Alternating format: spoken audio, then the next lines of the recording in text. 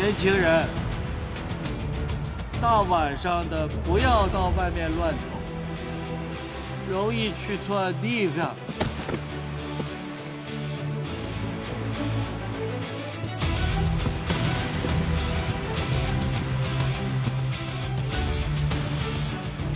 是你来错地方了。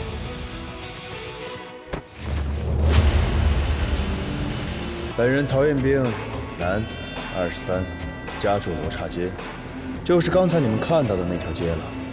罗刹街是临界成千上万条镇魂街中的一条，而我就是那儿的镇魂将。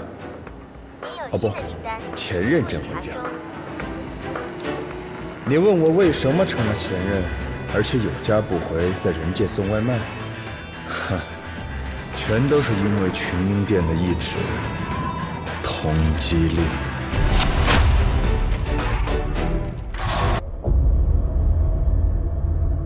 怎么，曹彦兵还没抓住吗？大姐头，曹彦兵自在雨林街杀人毁街之后，一直没回罗刹街，行踪不定，神出鬼没，实在狡猾得很。又是这几句。几个月过去了，每次都只会说这些，你让首领怎么跟林玉交差？末将愿意领罚。罚你有什么用？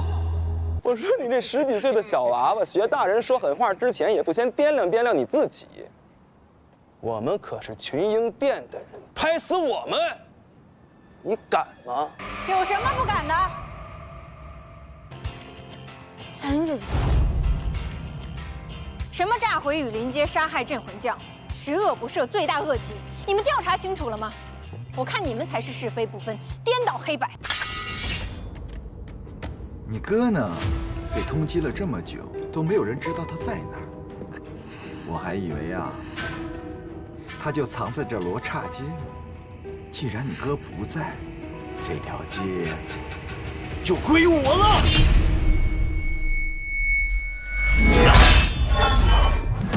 怎么样，小亮，没伤着吧？我没事，快点，彦兵跟上。彦兵，这次你还是来晚了。老妈，老妈，老妈，老妈！听说罗刹界的唐笑笑葬身火海，我看这罗刹界确实不小。带领了镇魂将的一个接一个死于非命。是来镇守罗刹街，镇到最后就剩2个小孩了，太可怜了。你妈没死！你以为你还能骗我？啊？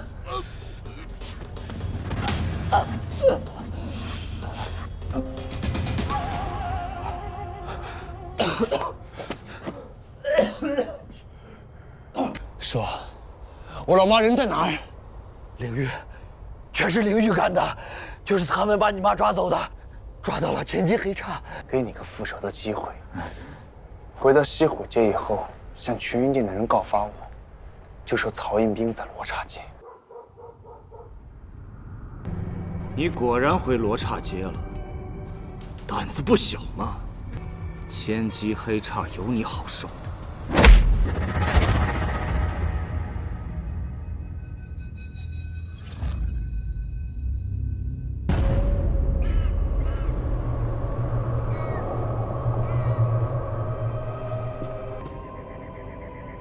首领，一切顺利。曹彦兵听了王猛的话，已经自投罗网，被抓去了千机黑叉。很好，好戏总算要开始了。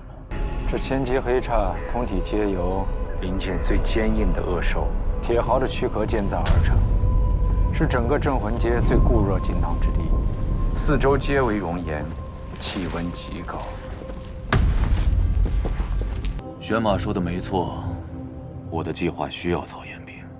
程峰也说的没错，这千机黑叉固若金汤，有进无出。可是这曹彦兵，如果连千机黑叉这一关都过不了，我要他有何用？更何况，他也得亲自进入千机黑刹一趟，才能知道他的母亲过去到底发生了什么事。群英殿新犯送到，朕谕童子速来收押。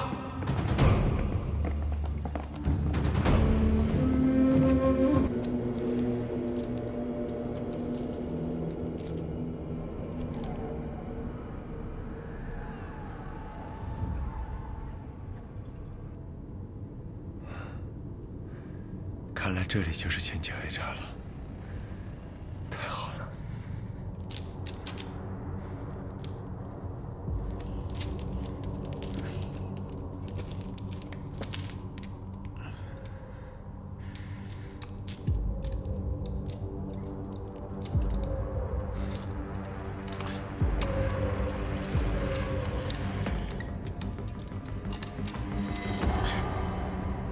打不开。不会吧？水！我要水！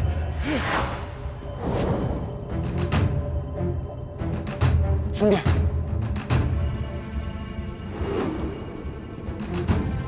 兄弟，蛇风，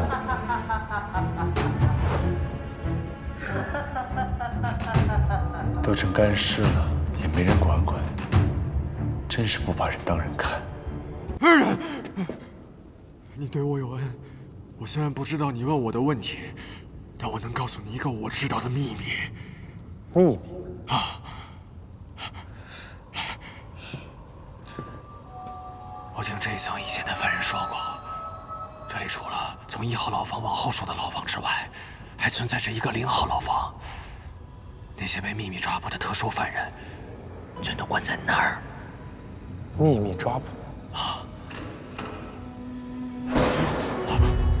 他来了！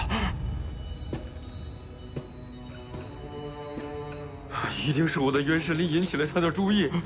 不要来找我！不要来找我！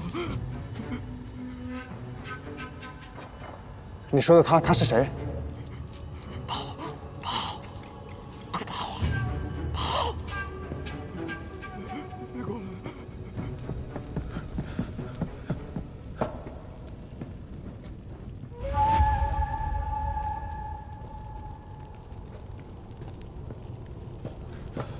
别跑了，缩头乌龟！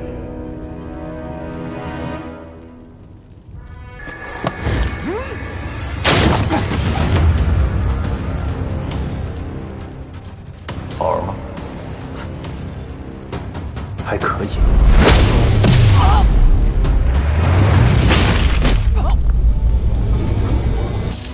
你会后悔的。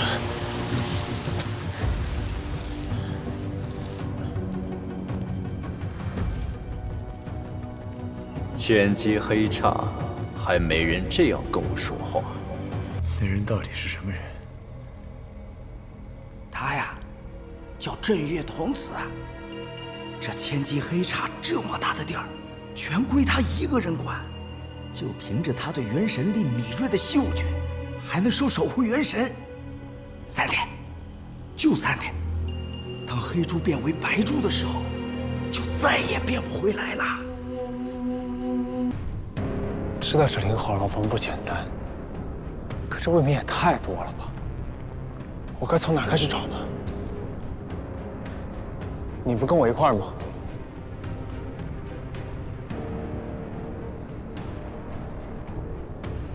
最顶层，你是要我去那儿吗？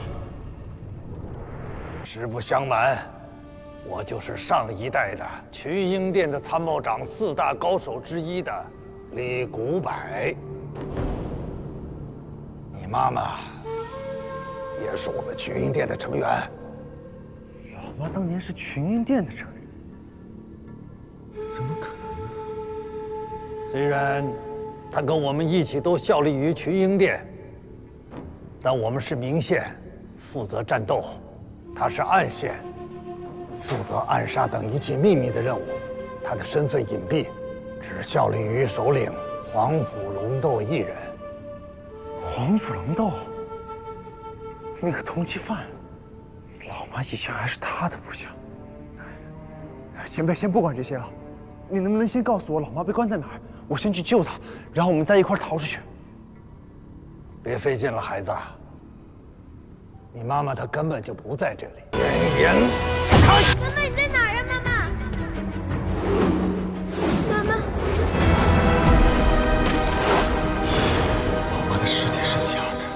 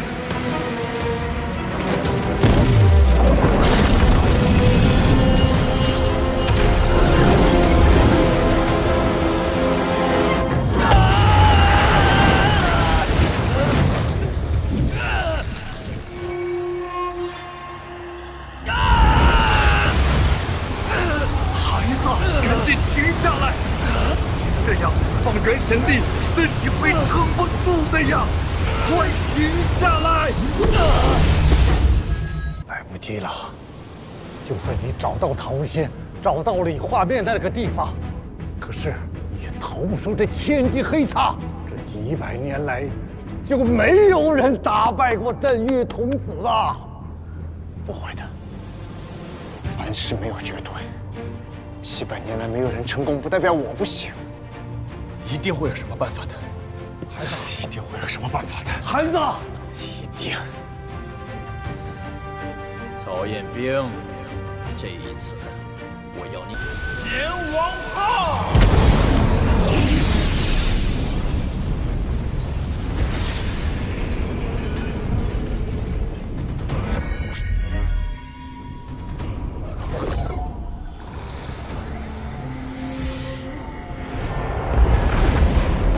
明州长。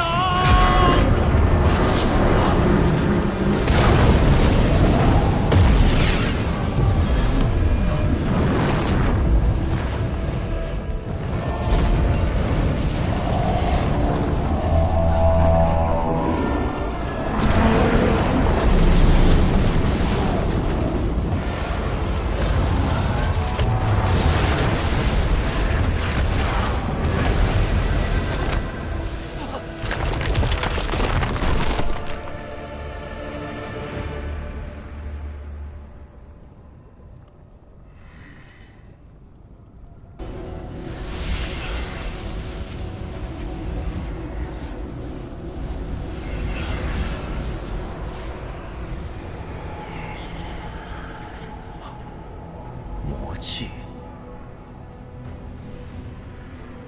难道封印破了？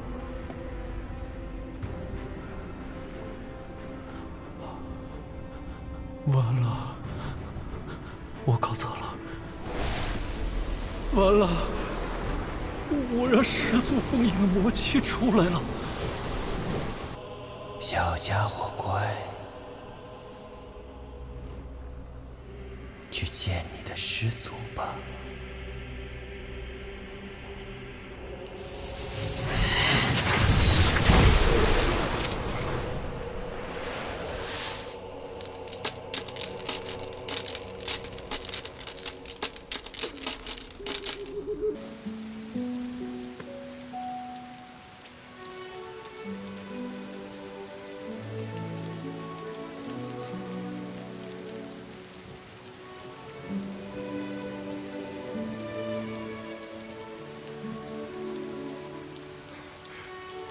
我母亲她在哪儿？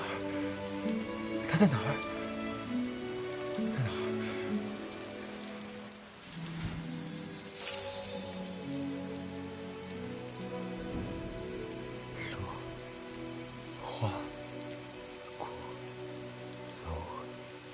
芦花鼓楼是哪儿？无心，无心，无心。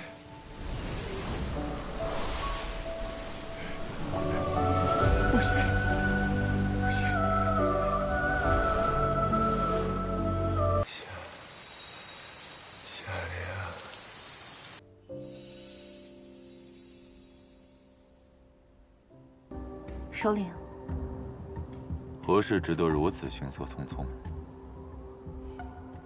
是曹彦兵，他从前期黑茶逃了。消息确实吗？群英殿已经发了通缉令，他确实逃了。他不仅逃了，他还杀了镇狱童子，重创了群英殿的守军。曹彦兵果然没让我失望，能过得了这一关，证明他配得上我的计划。从此以后，他这颗棋子便尽在首领的鼓掌之中了。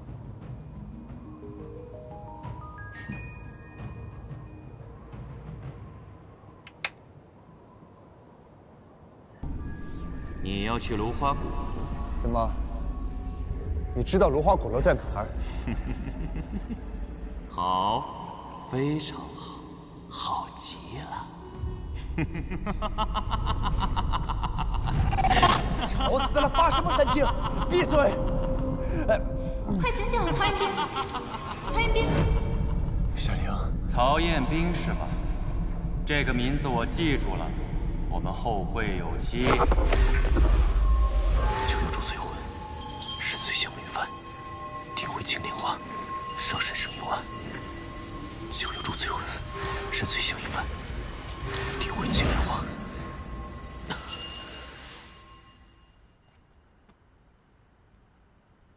你醒了，你感觉怎么样？小玲，你爸爸是镇魂将，我妈妈也是镇魂将，他们的遭遇都跟芦花鼓楼有关系，这肯定不是巧合。对了，你爸的遗物里面有降匣吗？什么是降匣？降匣就是镇魂将用来储存信息的一个匣子，要用独有的将军链才能打开。我想，你爸爸应该把芦花鼓楼的关键信息都留在了里面。从我知道我是一名祭神人开始，我就觉得我的人生不该仅仅如此，他一定被注入了一种使命。而现在，我也知道我的父亲是一名镇魂将，还有一切谜团等着我去解开。我一定要去，我们一起像以前一样。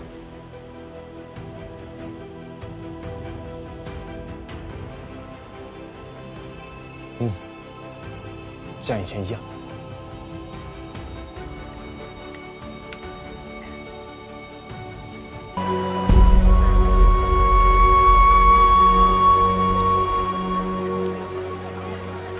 沈将军，我这听来听去，也没有听到你把夏将军弃机而逃的事情解释清楚。这件事到底是真是假？邻人们又是不是在造谣呢？说吧，夏将军的死到底跟你有没有关系？将军链是不是你偷走的？夏里，你的好运到今天为止了。不知道为什么，我怎么感觉这么不舒服？不舒服，那就对了。啊！此处叫做灵台，它可以让祭神人的元神力比别处多发挥出来半成。比如我，对于那些长期生活在人界的半吊子来说，元神力忽然增幅只会让其陷入混乱，从而召唤不出守护元神。比如你，不相信的话，可以试试。李迅，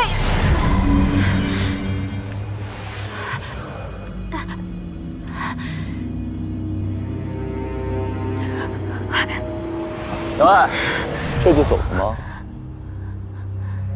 将军链，不要了。将军链怎么会在你这儿？原来是你。没错，夏启峰的坟正是我派人去盗的，目的就是拿到这将军链。所以你根本没有线索，你一直在骗我。抱歉，我早上睡过头了。不过看起来好像来的正是时候。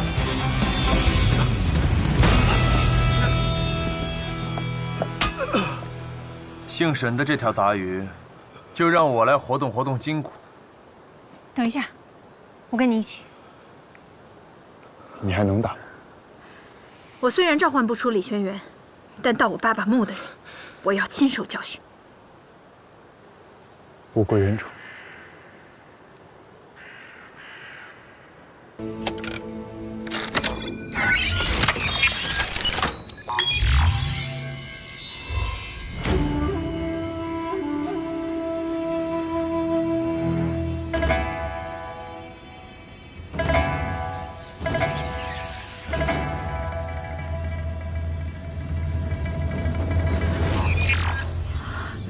这地图也太炫酷了吧！我第一次见到这种。看来这芦花鼓楼应该是在凌风街附近。凌风街那是哪儿啊？我也不知道，我从来没有听说过这条街。要是我们认识像小说里写的那种，走遍镇魂街，什么都知道，就像是包打听或者白晓生那种人就好了。走遍镇魂街。要是有那样的人，不就方便多了吗？你还别说，我们真认识一个。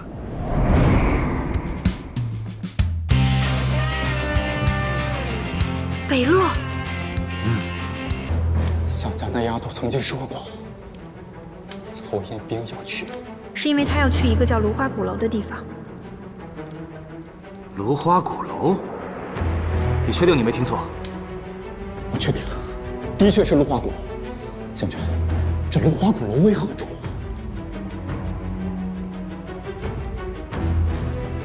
不该问的别问，老实待着。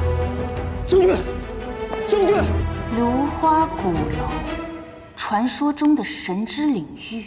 这个曹彦兵他到底想干什么？那个家伙无法无天，唯恐天下不乱，前往神之领域必定有所图谋。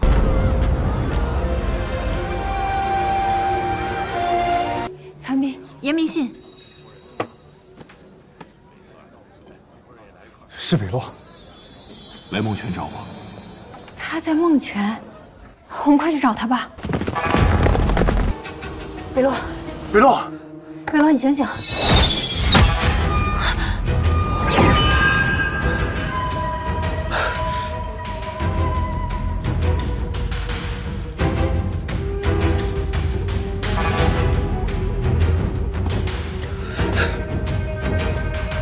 曹彦兵，你终于来了！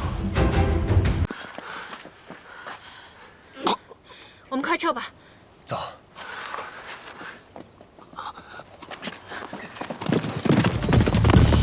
驾！驾！撤！首领，一切顺利。曹彦兵已经从群英殿追捕他的人手中脱困。很好。你办事我向来放心，铁足出手，自然也不在话下。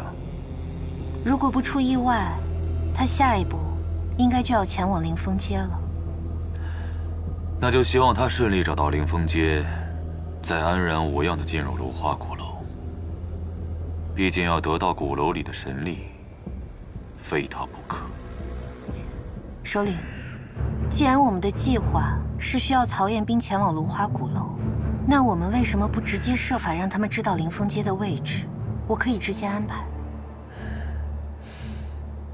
不必。今日出手，必然引起他的注意。再有动作，只怕适得其反，令他怀疑。更何况，人总是会珍惜自己努力得来的东西。真相和线索都一样，让他自己下功夫去吧。是。北洛，正好，你给我们讲讲凌风街呗，那儿的人好相处吗？我正想跟你们说这些。这次去凌风街，我们还有一个任务。任务？什么意思？咱们不是去找芦花鼓楼吗？没你们想的那么简单。要找到芦花鼓楼，必须要在凌风街的踏风族人手里找到一名领路人。领路人？这些都是什么呀？踏风族是生活在凌风街的一个古老民族，他们全族都是祭神人，世代保护芦花鼓楼。如果没有他们的领路人给我们指引，任凭我们谁都不可能找到芦花鼓楼的确切位置。过了好几日了，曹彦斌他们到哪儿了？正在前往临风街的路上。离鼓楼越来越近，很好。首领，我只担心一件事。何事？领路人。眼下距离鼓楼出现只有10几天，万一曹彦斌他们找不到领路人，您的计划恐怕……临风街的镇魂将叫颜灵玉是吗？是。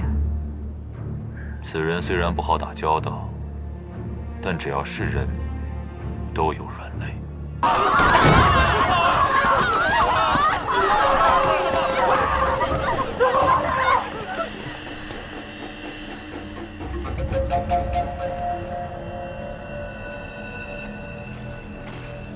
颜灵玉，好久不见！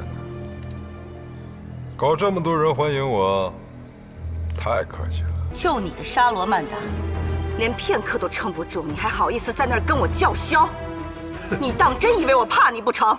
颜灵玉，你能这么嚣张，不就是因为你手里的赤玉吗？好心提醒你，前几日我偶然得到了一枚玄黄丹，服下后早就今非昔比。我的沙罗曼达现在任由我驱使召唤，干掉你就像捏死一只蚂蚁一样。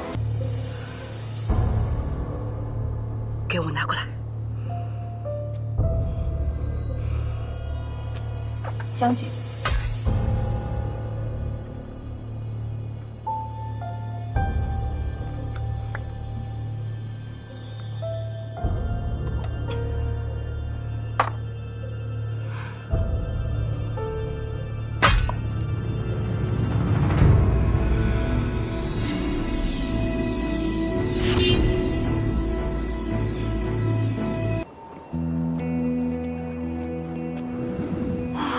不是吧？刚刚我们看的寨子，怎么说也有大几百户呢，可这寨门又旧又破，临风街的人过得这么穷啊？不是穷，是弱。这里地处镇魂街的边陲，周边崇山峻岭环绕，十分闭塞，连群英殿和林域都懒得过问，所以经常有恶灵出没。加上这儿的人元神力普遍较弱，很难抵御外来的侵袭，所以看上去就破败一些。你们没有发现，这里放眼望去，就只有我们3个人，门户大敞，无人看守不说，就连这街上也一个人影都没有。你好，请问有人吗？有人吗？这里就是临风街的中心地区了。看来这临风街也是不简单的。真的，这儿一个人都没有。这其中肯定有蹊跷，我们不能再这样慢慢看了，直接去将军府找他们镇魂将。姑娘，这琴声听着很奇怪。他方族人善用机关，大家小心点。北洛，你看这香，剩的还不少呢。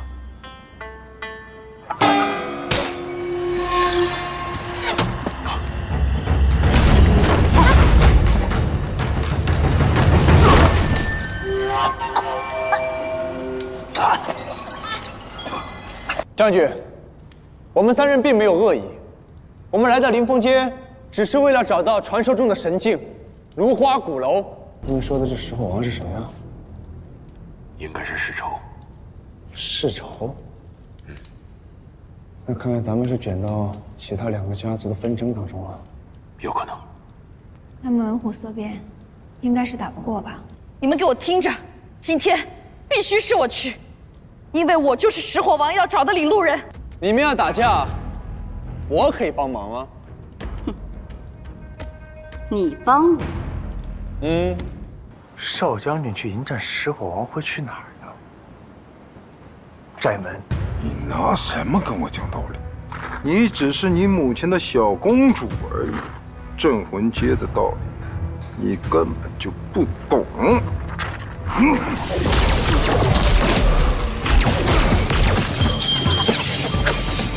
少将军，你的锁神链还真难解呀，可花了我不少时间。等打赢了这个丑八怪，记得帮我领路哦。被人踩在脚下的滋味如何？你是谁？我是能帮你的人。怎么帮我？知道为什么现在的你如此弱吗？那是因为没有杀心。哪怕是被人踩在脚下，哪怕是你所谓最在意的朋友，他们的生命受到威胁，你都还没有动过真正的杀心，你弱爆了。杀心？还记得你怎么从千机黑叉出来的吗？如果我动了杀心，会怎样？就交给我好了。停！快停！通过重重金刚之名，能动照人时，九幽周水浑身随相应三地回冲门，上前行有案。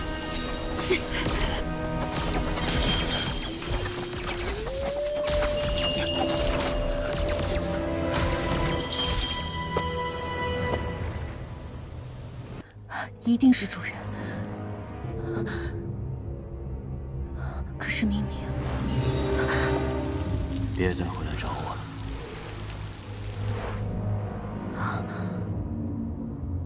难不成主人其实一直未曾湮灭，一直在这个世上？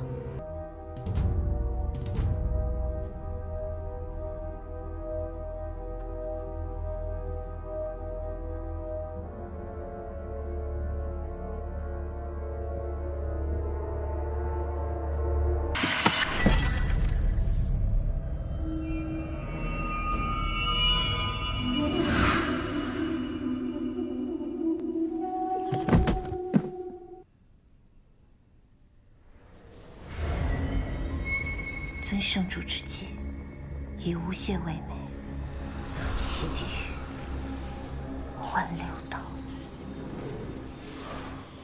以无懈为美，弃地狱，换六道。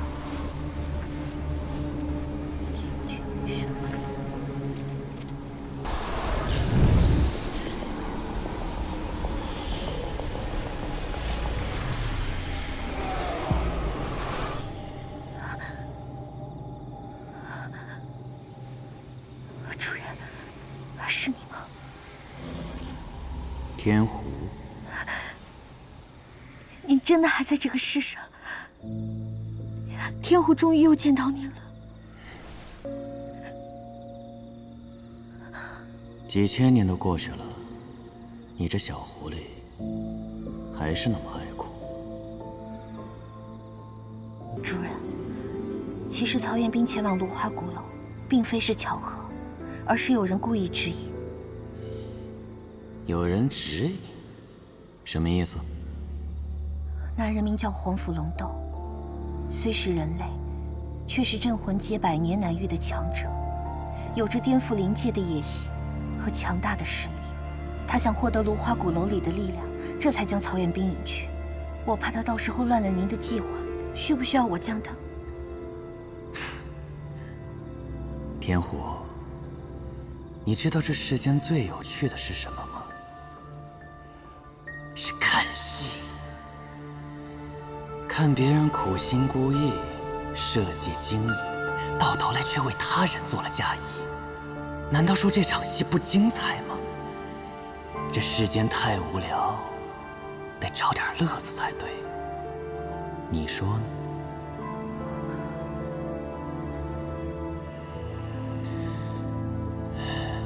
乖，我会再来看你的，小狐狸。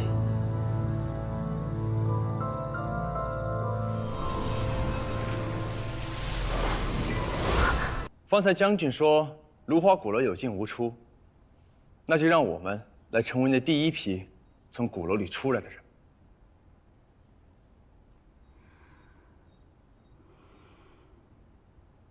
既然如此，那我就不隐瞒三位了。其实我族自古以来都有个规定，凡是想进入芦花鼓楼之人，都必须先经历先祖设下的试炼。只有通过试炼之人，才有资格由领路人带着进入鼓楼。如果我们通过了试炼，将军能保证让少将军一定为我们领路吗？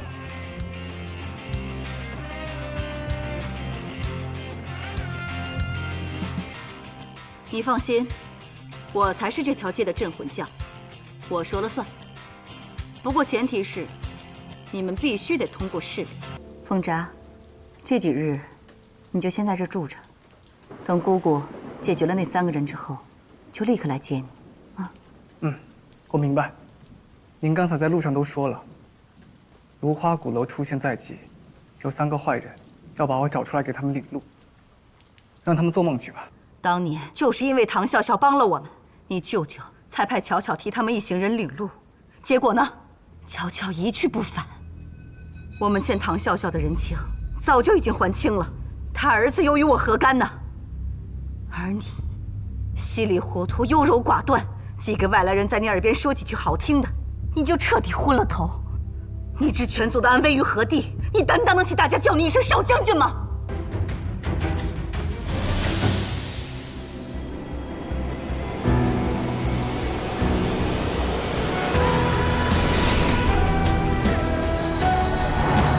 就目前看来，当年带着老妈他们进芦花鼓楼的，就是严巧巧。当年听天月兄的意思，是严巧巧很有可能没有回来。根据现在的情况看，严巧巧应该是知道自己似乎是回不来了。这又是为什么呢？我们清楚，曹元兵的妈妈是被困在了鼓楼，那严巧巧呢，又去了哪儿？想明白这个之前，我们得先确定看到的是不是真的。你们不觉得在这个试炼里面能看到这些，很奇怪吗？兄长，方丈是我们族内现在唯一的一个领路人了。领路人可是神的旨意啊，不能杀，不能杀呀，兄长！不要！若芙，求求你放过方丈！快把若芙带回去，快走！枉我们每天跟在你屁股后面低三下四的求你，结果你是骗我们的。难怪你不肯为我们领路，原来你根本就是个冒牌货！曹彦斌，他一定是在骗你。没错，我就是这样。不要你说的话我一个字都不会信。你说严凤札死了是吧？威胁他。那我活要见人，死要见尸。你说什么？我们塌风族的尊严，岂能容你如此践踏？践踏了又如何？你闭嘴！曹彦斌他们3人通过了试炼，所以我放他们出来。我不是真正的领路人，所以我想办法说明真相。我做错了什么？反倒是你，故意欺瞒在先，借试炼杀人在后，连北洛前辈这样的故交、曹彦斌这样的恩人之子都不肯放过，是非不分，恩将仇报。我们俩到底谁做错？你可要想清楚，你的母亲现在就在芦花鼓楼里等你，让我帮你，怎么样？老妈。为什么收手？我们才刚要去踏平临风街，难道你心软了不成？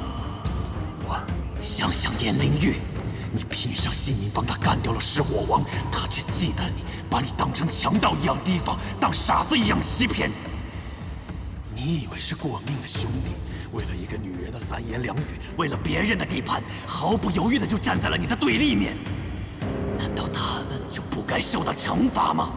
想想吧，谁才是对你好的人？想想你的母亲。母亲，臭小子，你要变强。什么叫强？就是能承担得起被辜负，在愤怒和怨恨中守得住自己的本心，这才叫强。怎么回事？为什么你心中的愤怒在迅速消退？你不打算找领路人了吗？你不救你的母亲了？别总拿我老妈说事。我听都听烦了，怎么找领路人是我的事，你的方法我不喜欢，退下吧。你敢这样对我说话？你可知我是谁？都大几千岁的老鬼了，还总拿当年说事，不嫌丢人吗？曹彦斌，搞清楚，你既自称是我的一部分，又让我知道了你的存在，那就得按我的规矩来。你之前不是说，一旦我心平气和，你便会消失吗？现在我平静的不得了，你可以滚了。你别自信的太早。不滚是吧？那叫声主人来听听。我会再回来的。这不是我做的。兄长，兄长，兄长，你醒醒啊！死了。是你干的。你们别误会，这不是我干的。我兄长明明死在你的脚下，不是你做的，是谁做的？我不知道，反正不是我。你也觉得是我杀了严天月？你认为我现在还得杀这个女人是吗？我想相信你，但我更相信自己的眼睛。从我进门那一刻，就看到天月兄躺在你的脚下，而你手里拿着十殿阎罗。好逻辑，我拿着十殿阎罗，人就代表是我杀的。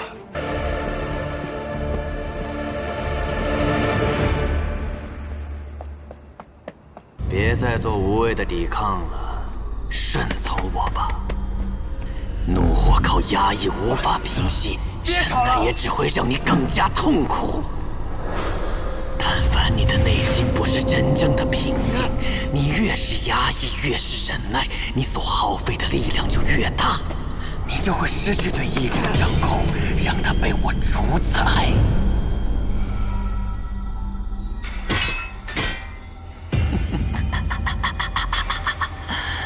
没有人在意真相，也没有人在意真正的你。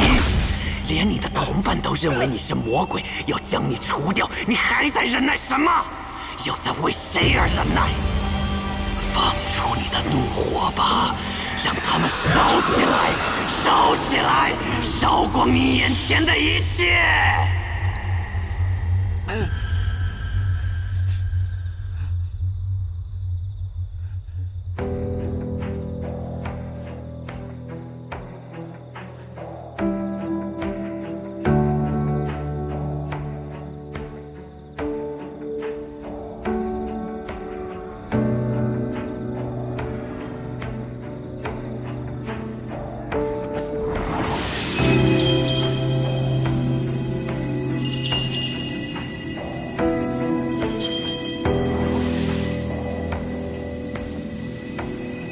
这些年把你关在这儿，实属不得已之举。本该早就给你一个痛快，可是却没有机会。现在机会来了，解脱吧。我在街上遇到了一个跟严天月模样很像的人，我便跟着他去了他的住处，本想跟他问问严风渣的事，可我一进门他就开始攻击我，整个人狂躁的要命，双眼发蓝，出手那叫一个狠辣。拳脚生猛的那根本就不像是一个病人。你说他双眼发蓝？对啊。你记不记得我们刚到灵凤街那天，巫术机关掉入陷阱，颜若甫为了应战，当众喝下赤玉，而他的眼睛，他眼睛也是蓝色。没错，他的眼睛就是发出淡淡的蓝色。照这样看来，严将军的死就是跟赤玉有关。可是也不对呀。这么多人都喝下了赤玉，不也都没什么事吗？看来不是这个原因。可这件事情仔细想想，确实又透露着诡异。你不觉得这也太巧了吗？就偏偏我能在街上遇到严天月，就偏偏严天月墙角刚倒下，后脚严凌云就领着你们进来，卡点送餐的没那么准的。你说的也有道理，可是不知道我们要从何查起啊？你不知道不要紧，严天月知道就行。死人往往最诚实。也是。你们杀了我爹，还敢动他的尸首！今天我要你们给他赔罪！等，严天月是你爹？你是严风渣，你果然没死。你们才死了！孬种，你懂什么？我要是把你打坏了，谁给我领路啊？呸！还想让我给你们领路？哎，等，你们两个小声一点，别把守卫招来了。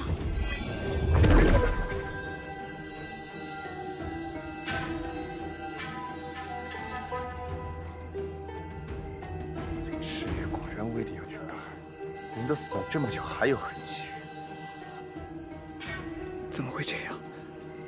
灵儿，是飞廉。飞廉？飞廉又是什么东西啊？飞廉可是我。有人。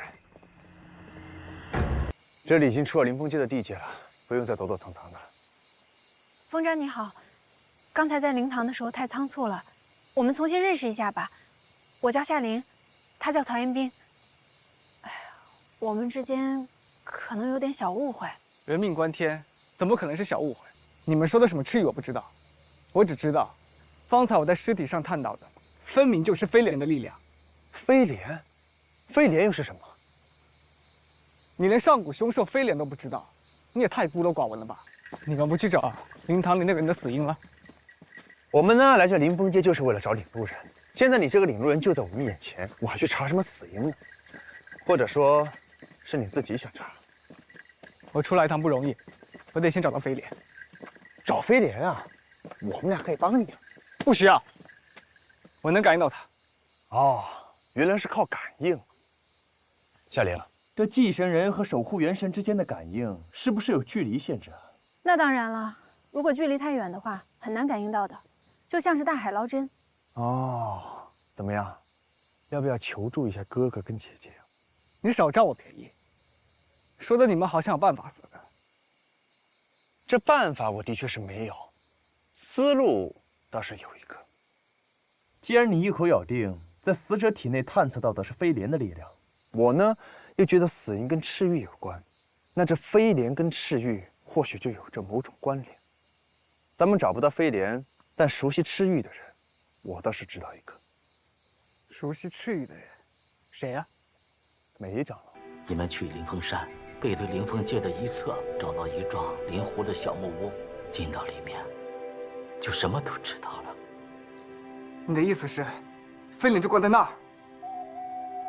去吧，凭你对他的感知，很快就会找到的。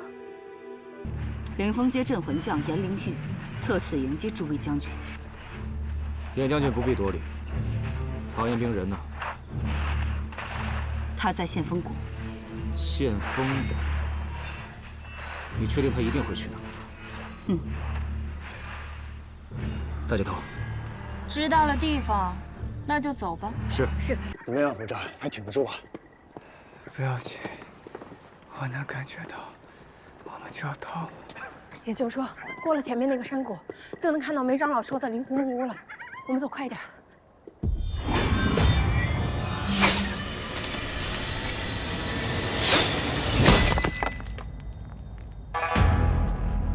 什么人搞偷袭？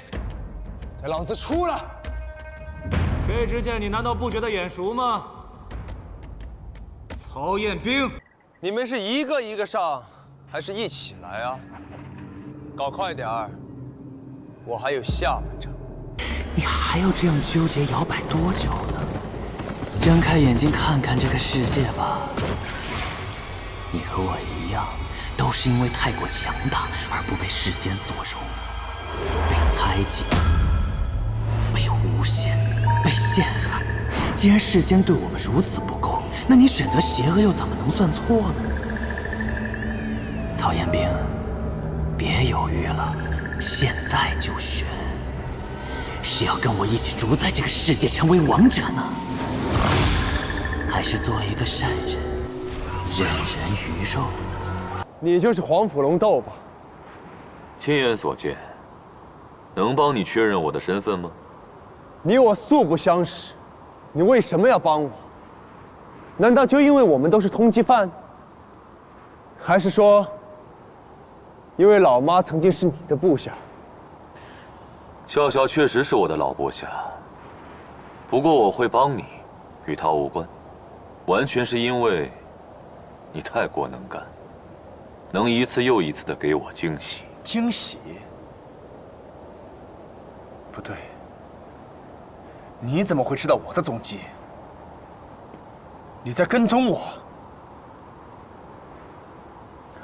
这么说起来，之前在雷泉街，我们遭到李孤城的突然袭击，最终被不知名者所救。那次的也是你。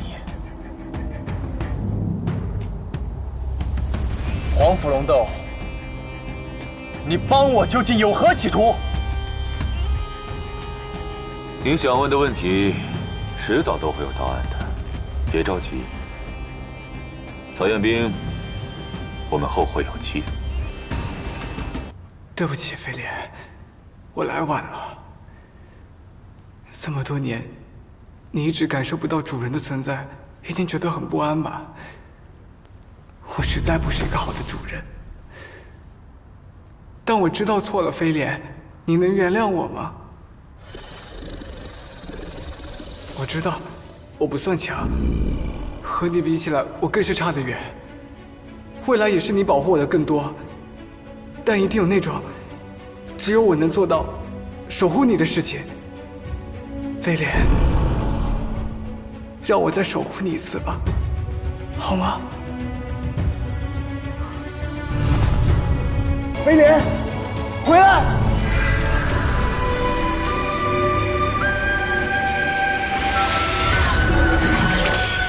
没错，你爹是我所害，此刻他就埋在这棵树下。虽然我命令你立刻和我解除契约，改为追随若波，用你的力量救他一命，从此守护陪伴，生死与共，不离不弃。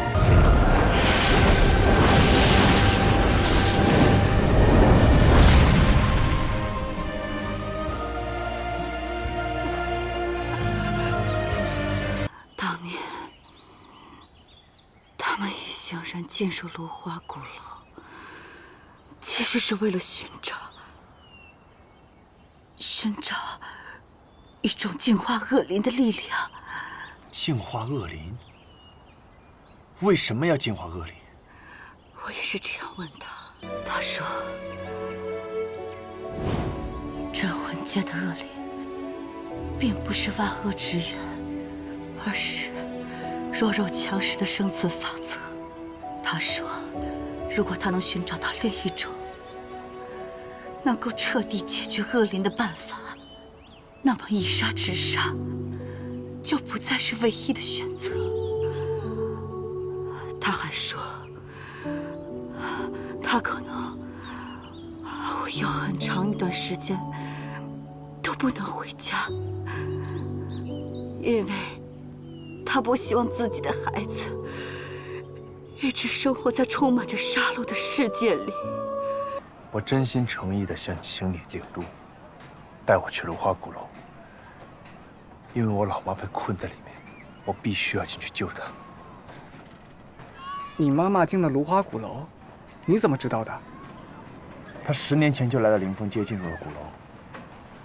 后来我在她守护元神的记忆里面看见了，我非常确信她就在里面。若夫姐，你看到这封信的时候，我已经离开凌风街，往芦花鼓楼去了。对不起，我没有告诉你实情。当年姐姐其实不只是去森林领路，她还为了我进了鼓楼，所以一直没能回来。现在我已经能控制飞廉了，我必须去鼓楼找姐姐。我相信她一定还活着，到时候就能像当初约定的那样，让她看到你我长大的样子，她一定会很开心的。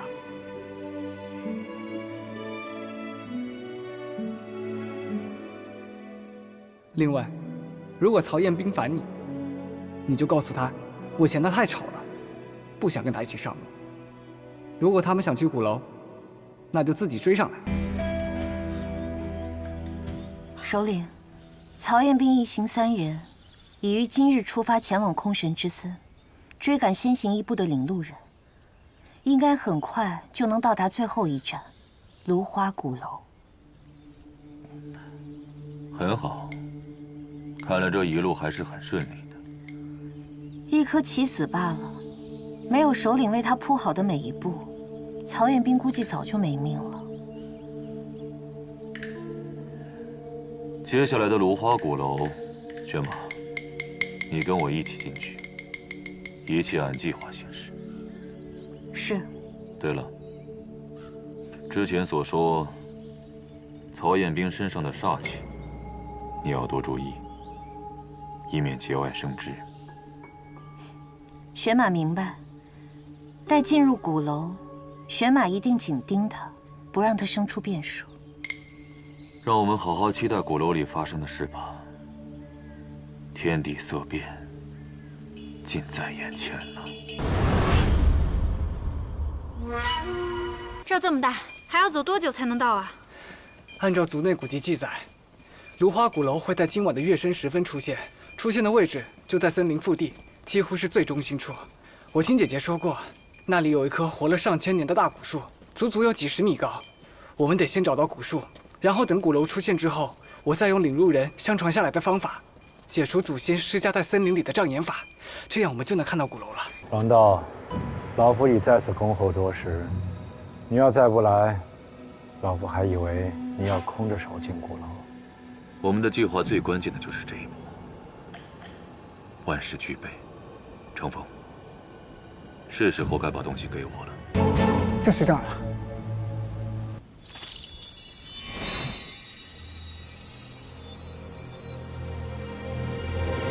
风、花、雪、月。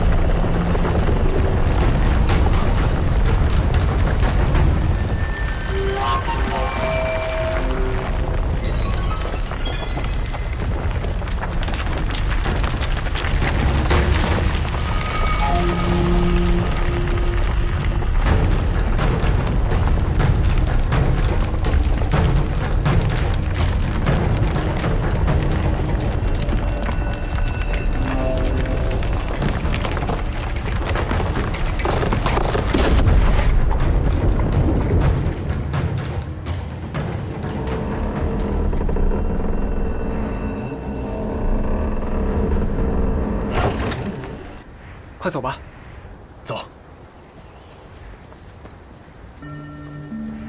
计划进行得很顺利，玄马，别忘了你的任务。是。10年磨一剑，该是释刃的时候了。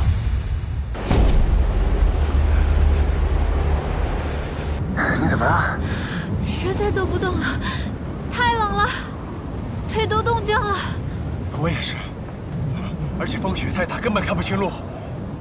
这样下去也不是办法。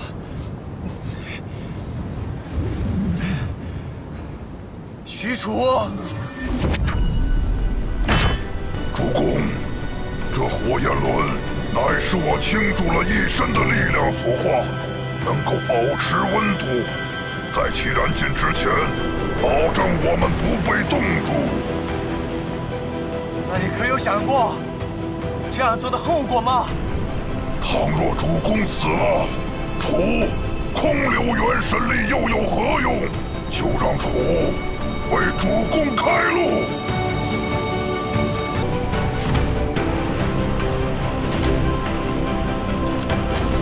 山林，曹彦斌，北龙大叔，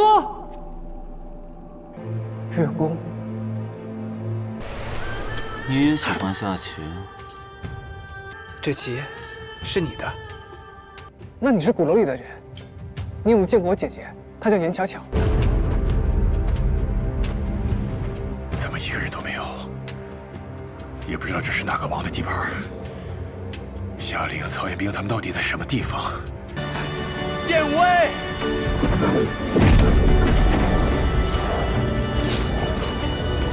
典韦在！破风挡雪，为我开路！燕威领命。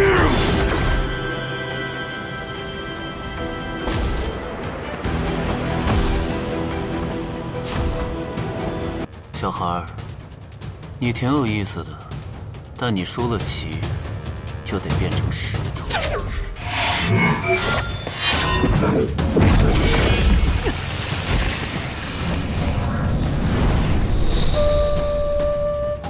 至于你姐姐，她已不再是个人类，已脱胎换骨，面目一新。是何人要找本尊？严巧巧，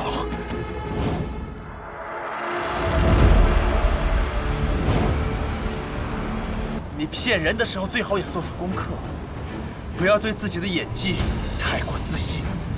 说，夏琳她到底在哪儿？原来你不惜牺牲守护元神，也要陪我上演这场戏，就是为了那个小姑娘。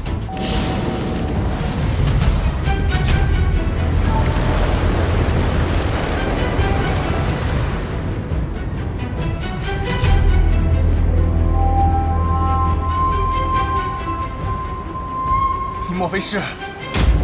我就是这片领地的主人，雪国的王。而你，很快就要冻成冰块，和他一样。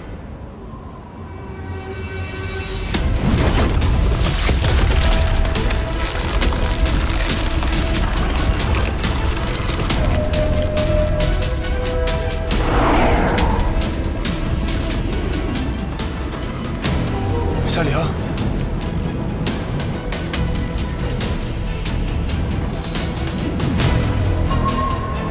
10年不见，越王，别来无恙。是你，人类，报上你的名字。皇府龙斗，请赐教。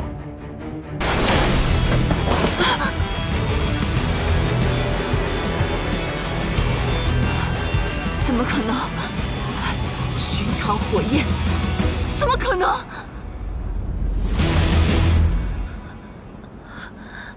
夏玲，将军们都回来吧。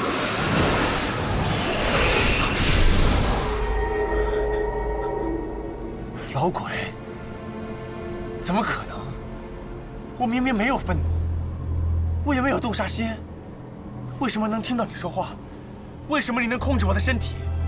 小子，你不妨猜猜看。混蛋！你到底是谁？你身上为什么会有魔尊的气息，甚至还有他的一部分力量？多嘴的女人。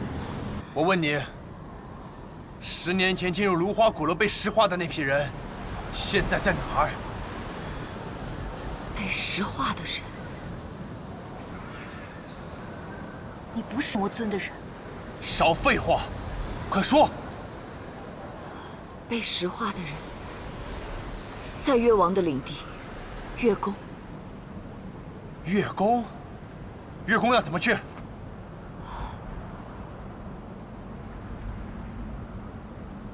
想去不难，但凭你自己办不到。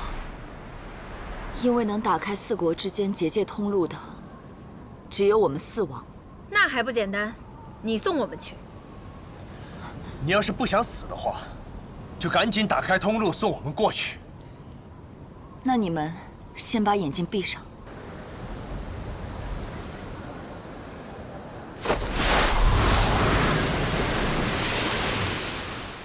雪王虽输了，但他把他们送到了独占花谷，那里九死一生，他们已经没有出路了。我说过，我这次派来的不是一般人。既然这局我们未能分出胜负，何必把话说得这么早呢？要不我们从头开始，再来一句。北洛，北洛，北洛，北洛，北洛，北洛，醒醒，北洛！他中了瘴毒，你们认识他？祥先生，难道就没有其他别的什么办法能够打破这梦魇吗？既然是梦，那就必定有一个主人。唯一的办法就是找到这个梦魇之主，将他唤醒，才有可能冲破梦魇。而我能帮到二位的，唯有告诉你们此刻梦魇之主的所在。那听起来挺简单的，你告诉我们吧，我们现在就去找他。非也，你们最大的困难在于时间。上一轮的梦魇已经结束，新一轮的循环即将开始，而此轮梦魇结束之时，你们还有你们的朋友都将死去。不久之后，梦魇之主会出现在花谷东南方的烟罗院，机会只有一次。你们这就去吧。还有一点，千万要注意，不论你们看见什么，听见什么，千万不能透露你们的身份和姓名，否则外来者的闯入很可能引发梦魇的混乱，使之愈发不可控。这应该就是烟罗院了。这怎么一个人都没有？之前祥先生说过，梦魇之主应该就会出现在这儿，难道我们来晚了？黄甫龙斗，他骗了我们，他以正义之名召集大家进入了无花鼓楼，说是为了夺取蓬莱的神力，用来净化恶灵，而其实完全就是谎言。他从一开始就打算让大家当炮灰送死，然后独自一个人独占神力。这件事情你怎么知道的？临出发的前一天，我有事情找黄甫龙斗，无意间偷听到的。夏将军，谁的人生都会犯错，但如果只是因为做错了一件事，就决定结束生命的话，那就什么都没了。你想想你想想你的家人，他们有多想你。家人。好神奇啊！真漂亮！爸爸，你怎么这么厉害呀？你真的会变魔法吗？爸爸呢，是来自于一个神奇的世界。真的吗？那你可以带我去那个世界玩吗？可以吗？没问题。让咱们家玲玲长大了，爸爸就带你去，好不好？好。走，咱们回家。爸爸真好。难过都不明下落，或许只是更难过。我不太适合同厄运做争斗，恐惧在翻腾，忘了自我。那些沉重时刻提醒着我，别让时光沉睡太久。我不太擅长为生命记歌颂，却有一部分是我的梦。我从未想过要当个英雄，只是这次该换我了。藏起来的梦，在离别时回首。玲玲，这朵花叫做雪灵花。你什么时候走？名字里面有个灵字，也和你一样的漂亮。夏玲，等咱们家玲玲长大了，爸爸就带你去，好不好？夏玲，夏玲，夏玲，夏玲，曹彦斌，我们还活着。当然了。那我爸，你真的是玲玲？只是我真的好开心，我根本没有想过这辈子还能再看到你。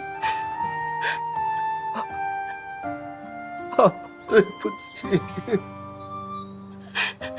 爸，你别这么说，我都知道了。我在梦魇里什么都看到了，我知道都是黄甫龙斗的错，不是你的错。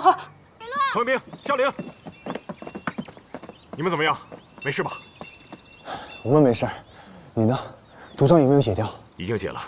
梦魇的事情我已经听花王跟我说了。这次多亏你们两个解开了梦魇，要不然莫名其妙死在梦里，那才叫冤枉。胜负未分，越王这是要去哪儿啊？本尊要去哪儿，还轮不到你来过问。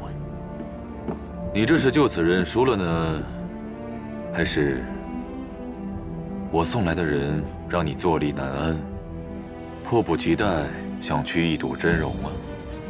大兵，快！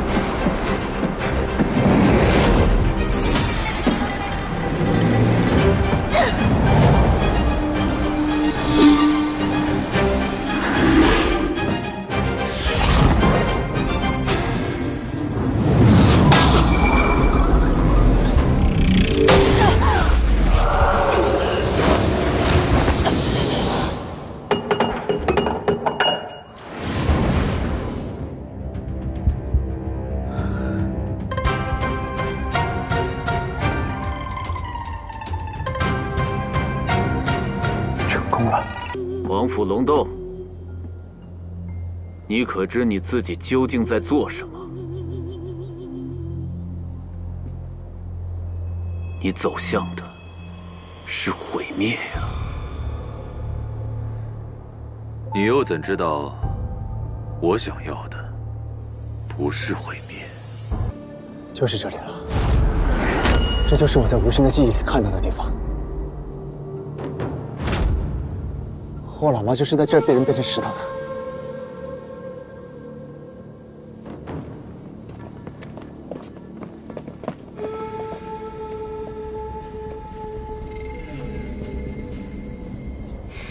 那照这样说，曹彦兵的妈妈应该就在这些石像里。还有风渣，我们之前在雪国花谷封城里都没有见过他，他大概率应该是在这月宫里。如果越王对他下手的话，很有可能已经。只有打败越王，才可以解除石化。一会儿见到越王，我打头阵，能克制越王的封王之力正好在我体内。今天无论如何，我都要救出风渣。你应该就是那个一口气闯3国的人类吧？10年前，你把我母亲变成了石像，现在又把我的同伴全部石化，新仇旧怨，我今天一定要跟你算清楚。10年前，好啊。你果然和他们是一伙的，区一个凡人，竟然敢觊觎我蓬莱里的神力。今天第一个死的就是你。有什么冲着我来？我弟弟既然受了你的款待，我是个做姐姐的，必然全力回报。一介凡人，你连封王的1/10都不如。今天我就来教教你，什么是真正的恐惧。曹彦兵。曹彦兵，我这黑死光是死亡的诅咒，被他碰到的东西必死无疑。人类，今天你的死期到了。至于你，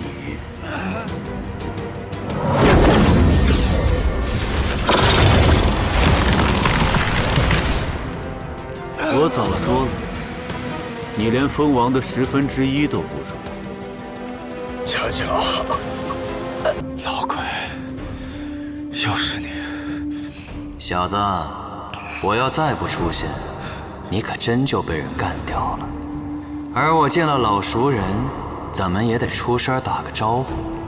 你说是吧，佘比师？小子，你不是好奇为什么进了这鼓楼，我便可以随心所欲地出现，再无顾忌？是因为我已经靠近了蓬莱，而那里头所谓的神之力量，正是我身死之后无法被化灭的心脏，是我复活的关键。所以你的真实目的是打开蓬莱，拿回自己的心脏，实现复活？没错，而这还得借助你。你听见老鬼说的了吧？你要是不想让他夺回力量，把这鼓楼掀翻，你就把我的所有同伴，还有10年前一起进入鼓楼那批人，通通复原，然后我就会拒绝老鬼，带他离开，再也不回来。狡猾的人类，你处心积虑把魔气带进鼓楼，眼看成功在即，竟说要走。你当本尊这么好骗？你爱信不信，但你还有别的选择吗？曹彦兵，你好没出息！一份超强的力量摆在你面前，你竟要放弃？别再挣扎了，你根本逃不出我的掌心。曹彦兵，我劝你想想清楚，眼下依从主人是你最好的选择。不然，你就会落入黄甫龙斗的手里。黄甫龙斗？这跟他有什么关系？实话告诉你吧，从你最初见到王猛的那一刻起，就已经身处黄甫龙斗的计划之中了。因为只有借助你，他才能拿到他心心念念的蓬莱神力。借助我？你当他10年前为什么功亏一篑？并不是因为实力不济，而是因为蓬莱内还有一道镇锁神力的封印。想要打开封印，就需要收集4王的所魄。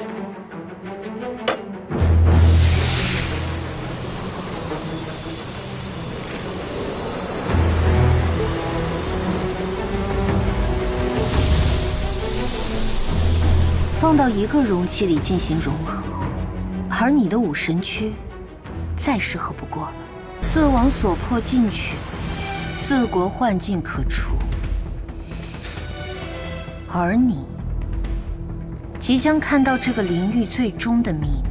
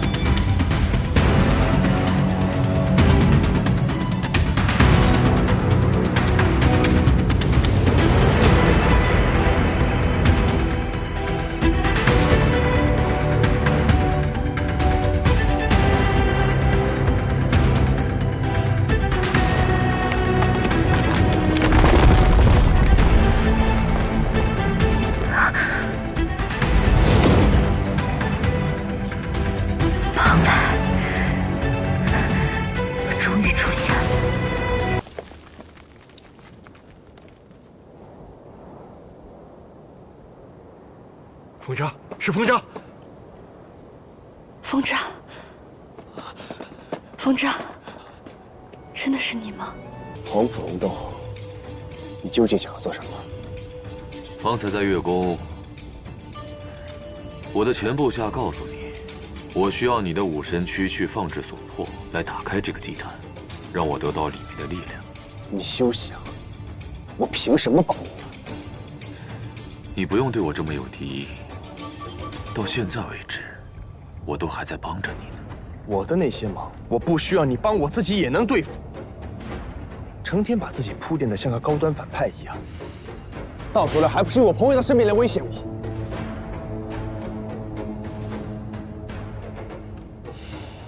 看样子，你真的对我的误会很深。不着急，如果你还不想帮我，那没关系。要不你先进店里面看一看，说不定会有不一样的答案呢。老妈，你不认识我了吗？是我啊！你快醒醒吧！该醒的人是你。人一旦变成恶灵，就没有意识了。你不杀他，他就会杀你。曹彦斌，助我夺得神力，我们一起改变镇魂界。这可是我的母亲，我绝不会杀她，我更不会帮你。成为你，是不是就不用杀了老妈了？当然，只要拿回力量，我就能控制天下的恶灵，他还会跟你站在一边，永远的在一起。那好，我把我的全部都给你。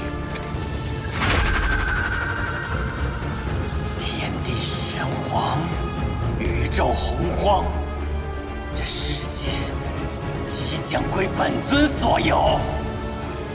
地狱重开，就在今日。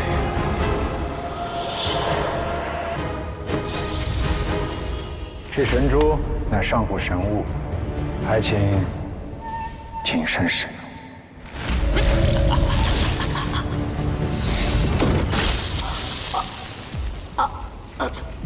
怎么回事？这是什么？此珠乃上古神物，可驱使任何人为我所用。从现在开始，你只能听我的号令，成为我进攻领域的最佳战力。狡猾的人类，你是不是早有预谋？就等着我夺回力量的这一刻。不错，这一刻我等了10年了。原来你早就知道蓬莱里藏的是本尊的力量，可天狐不是。我早就料到他会背叛我。什么用4王的所魄融合成魂药，那都是骗他的。曹彦斌的武神躯最大的功用，是在融入你的残气，画出模型，夺回力量，这样我才好驱使你呀。难怪你要让曹彦斌杀掉他的母亲，你就是故意的。你知道他不忍心。你猜对了，我要不这么做，他怎么会这么早选择你呢？乌龙刀！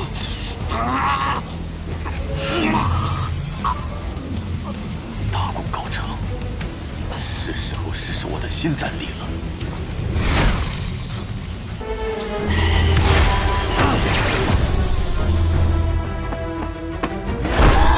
是曹彦斌的妈妈。杀了他！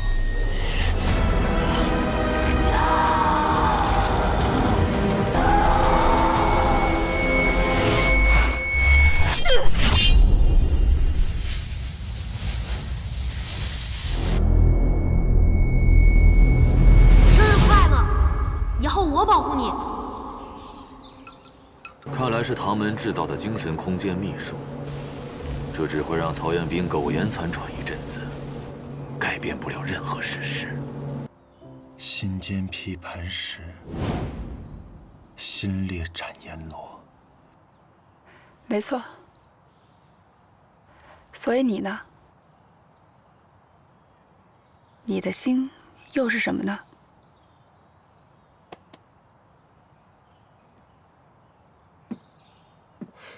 老妈，时间不多了，遵照你的心去做吧。老鬼，成为英雄从来就不是我的目的。我追求力量，拼命战斗，自始至终都是为了一件事，那就是守护。只不过，以前是为了守护眼前的这条街。和我的亲人、伙伴。哥，这条罗刹街，我说了算。抱歉，我早上睡过头了，好像来的正是时候。我也来帮忙。而现在。我要守护更多的人，更多的地方。你们要打架，我可以帮忙啊。如果你想去鼓楼里救你姐姐，我们3个都可以帮你。一言为定。一言为定。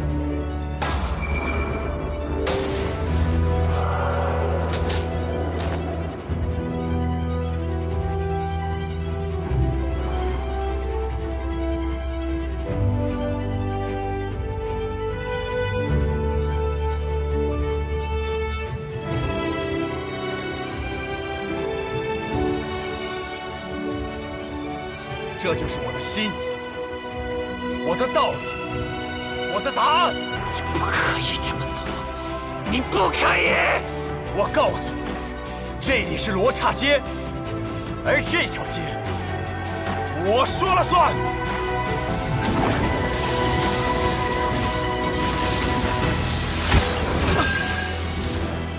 曹彦斌，陈兵。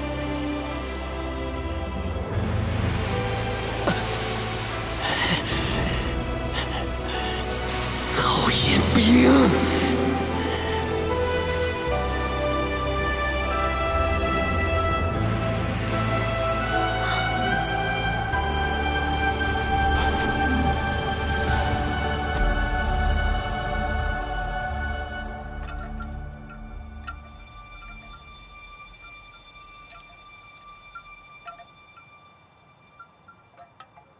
老妈，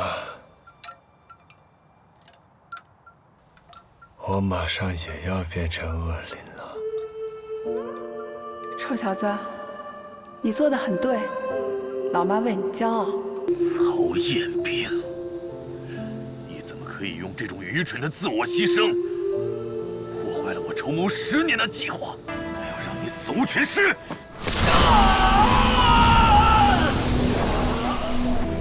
将军们！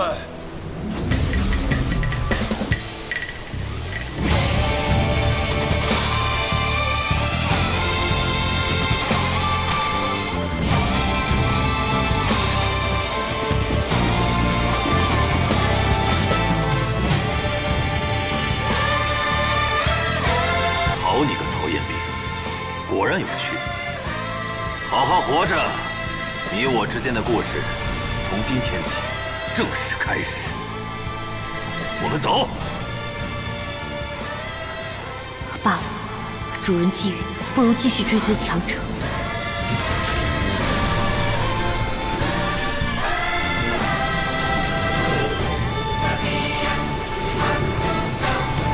曹彦斌，你的未来，我拭目以待。听欲望的心中，在蚕食着一念，看具象的世界，占着我们前行，人中的浓烟。如花鼓楼之行终于结束，夏灵随后在空神之森中找到了那片元皇花海，与父亲重逢。而北洛也会继续寻找愈合水儿元神碎片的方法。至于我，则会带着老妈的未竟之志，带着镇魂街的谜团与秘密，继续向前。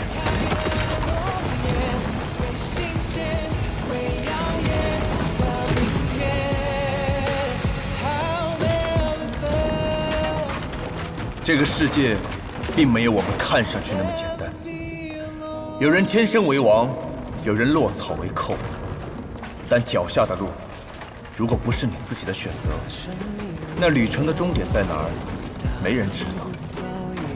你会走到哪儿，会碰到谁，也都不一定。而我选择的路，才刚刚开始。想着岸上人，感动成一约。